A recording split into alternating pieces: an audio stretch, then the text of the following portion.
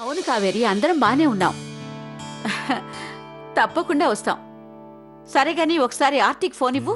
ఈ సీన్ ఏంటంటే అమ్మగారు, అది యశ్వంత్ బాబు గారు అమ్మగారు కలిసి ఉన్నారు. ఇప్పుడు ఫోన్ ఎలా ఇమ్మంటారు చెప్పండి? భార్య భర్తల మధ్యకెళ్ళి ఇబ్బంది పెట్టడం మంచిది కాదు కదా. లేదు, వదిలే. వాళ్ళు ఎంత కలిసిపోతే అంత మంచిది. నేను నీకు మళ్ళీ ఫోన్ చేస్తాను. సరేనమ్మా.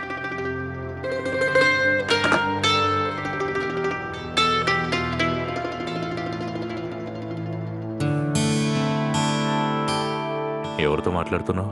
కావేరితో. ఏమంటుంది తను? యశ్వంత్ ఎలా ఉన్నాడంట? ఆర్తితో పాటు ఉన్నాడట. కావేరి మాటలు వింటుంటే నాకు అనిపిస్తోంది తను చాలా సంతోషంగా ఉన్నాడని. మనం ఆర్తిని యశ్వంత్ని పిల్లలతో పాటు ముంబై పంపించి చాలా మంచి పని చేశాం.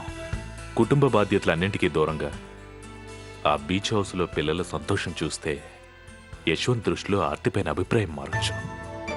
నాకైతే అనిపిస్తుంది భార్యాభర్తల అనుబంధంలో ఇలాంటి మార్పు ఖచ్చితంగా ఉండాలి గాయత్రి. నేను బయటికి వెళ్తున్నా, సాయంత్రానికల్లా వచ్చేస్తా. సరే.